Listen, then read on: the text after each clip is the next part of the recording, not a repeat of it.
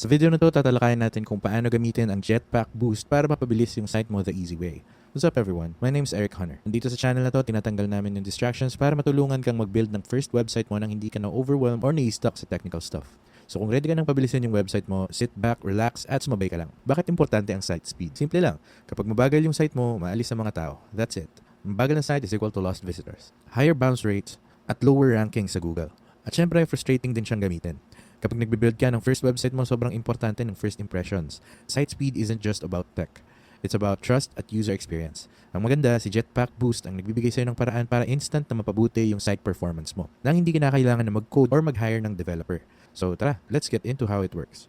What is Jetpack Boost? So, si Jetpack Boost ay isang free plugin para sa WordPress na ginawa ng same team behind WordPress.com. Parang tool belt siya na tumutulong para mas maging smooth ang takbo ng website mo at mas mabilis mag-load, lalo na sa mobile.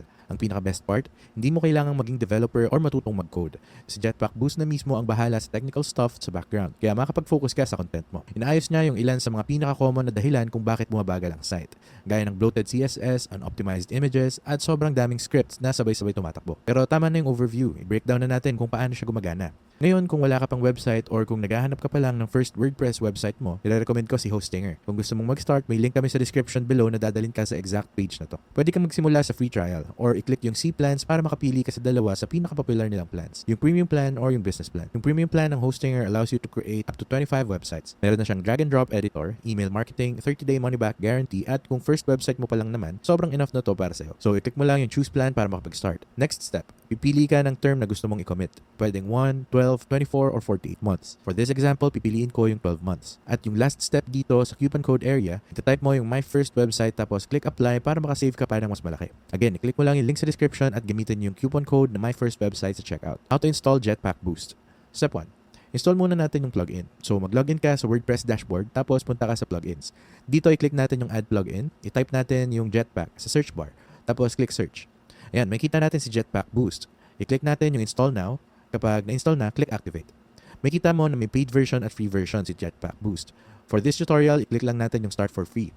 Exploring the Jetpack Boost dashboard. Dito sa dashboard, makita mo agad yung speed score ng site mo. Dalawang numbers yan. Isa para sa desktop at isa para sa mobile. Based to sa Google Page Speed Insights tool. Don't panic kung mas mababa yung mobile score. Normal lang yun kasi mas mabagal ang networks at mas mahina ang processing power ng phones. Kaya mas challenging talagang pataasin yung mobile scores. Sa ilalim ng scores, makita mo yung list ng features na pwede mong i-on or i-off. Bawat isa may specific function para mas mapabilis yung site mo. So, i-walk through natin sila isa-isa. Optimize CSS loading. Yung site mo gumagamit ng CSS para kontrolin kung paano lalabas lahat ng elements. Pero kung buong CSS file agad ang niloload, mabagal yung pag-appear ng content sa screen. Kaya buti na lang meron tayong Optimize Critical CSS Loading Manual. I-turn on lang natin to at yan na yung kailangan natin. Pwede rin nating i-regenerate kung may major changes tayong ginawa sa layout. Pero for now, okay na siya kasi nagawa na ito automatically para sa atin. Defer non-essential JavaScript. Ang JavaScript ay nagpapatakbo ng maraming behind-the-scenes features gaya ng pop-ups, chat widgets, social sharing buttons, pero hindi naman kailangan agad-agad mag-load ng mga to. Binibigyan ka ng boost ng option para i-delay yung scripts na to hanggang matapos na mag-load yung main content. That way, makakapag-scroll at makakapagbasa agad yung visitors mo nang hindi naghihintay ng extra bells and whistles. So dito, meron tayong defer non-essential JavaScript.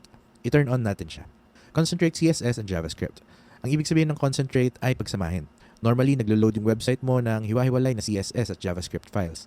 Bawat isa ay request sa server. At bawat request nagdadagdag ng time.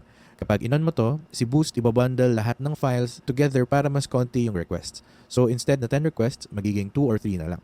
Para lang itong grocery store. Imbes na 10 times kang mag-checkout para sa 10 items, isang beses na lang. Mas mabilis. Kaya i-click natin ito at i-turn on yung Concentrate JavaScript at Concentrate CSS. Cache site pages. By default, si WordPress ay nagbibuild ng pages from scratch tuwing may bumibisita. Ibig sabihin, kukunin niya yung content from the database. I-combine sa team mo, tapos i-render ulit. Para sa bawat tao, ang caching binabago yan. Ni-store niya yung ready-to-go version ng pages mo para yung susunod na visitors makuha agad instantly. Kasama na sa Jetpack Boost yung simple page caching. I-on mo lang, tapos automatic na siyang gumagana. So, ayan. I-turn on natin yung cache site pages. Image CDN and lazy loading. So, yung mga images pwedeng pumatay ng page speed mo kapag hindi sila optimized. Pero si Jetpack Boost tumutulong in 2 big ways. Gumagamit siya ng CDN, isang network ng fast servers around the world na nagde-deliver ng images galing sa pinakamalapit na server sa visitor. Mas mabilis yun kaysa lahat manggagaling lang sa isang lugar. Pangalawa, with a paid plan, meron siyang lazy load images. Ibig sabihin, yung mga images maglo-load lang kapag nag-scroll down yung mga tao. Pag pinagsama, sobrang bilis ng site mo without needing to resize every image manually. So dito sa image CDN, i-on lang natin at makikita nyo rito yung auto-resize lazy images. Pero nasa upgraded plan siya. Identify large images. Kahit meron ka ng CDN, kung sobrang laki pa rin ng images, magiging problema pa rin yan. Kaya kasama sa Jetpack Boost yung image analyzer tool na tumutulong sa'yo makita kung alin yung mga images na nagpapabagal ng site mo. Small fix lang pero huge impact. Lalo na kung image heavy yung pages mo like blogs or portfolios, may kita natin to sa image guide. So i-turn on lang natin yung feature para ma-discover natin yung mga images na masyadong malalaki. When Jetpack Boost isn't enough, minsan kahit naka-on lahat ng features ni Boost, pwedeng mabagal pa rin yung site mo or mababa yung score. Kapag ganun, time na para mag-look beyond Boost. Ito yung mga steps. Alisin yung mga plugins na hindi mo naman actively ginagamit, switch to a lightweight theme. May ibang themes na punong-puno ng code na nagpapabagal sa site. Mas okay yung mga lightweight tulad ng Astra at Blocksy. Bawasan yung third-party scripts gaya ng ad trackers or unnecessary analytics. Gamitin mo rin yung page speed insights para makuha yung specific recommendations. At kung wala na talagang gumagana, kausapin mo na yung hosting provider mo. Kasi kahit gaano ka-optimize yung site, kung mabagal yung server, babagal pa rin yung website mo. Final thoughts and tips. Si Jetpack Boost ay parang one-click tune-up para sa site mo. Hindi nito maayos lahat pero tinatamaan niya yung mga low-hanging fruit at doon madalas na-i-stuck yung mga beginner websites. Huwag kang ma-obsess na makuha yung 100/100 sa lahat ng speed tests. Ang mas importante ay kung paano nararamdaman yung site mo. I-load mo siya sa phone mo, i-try mo sa slower Wi-Fi connection at tignan mo yung experience. Kung mabilis siyang naglo-load, stable yung layout at snappy yung feel, panalo ka na dun. Kung gusto mong mag-start with Hostinger o kaya yung upgraded paid version ng Jetpack Boost, meron kaming link sa description below. Affiliate links yan, ibig sabihin nakakakuha kami ng small commission kapag ginamit mo sila. Pero wala itong dagdag na cost sa'yo. At yung commissions nito sobrang nakatulong para suportahan yung channel namin at makagawa pa kami ng free content kagaya nito. Kaya kung gagamitin mo sila, thank you so much in advance.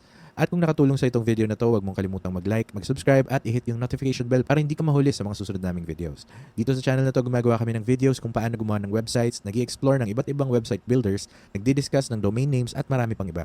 Kaya be sure to subscribe. Pero other than that, sobrang thank you sa panonood and we'll see you in the next video.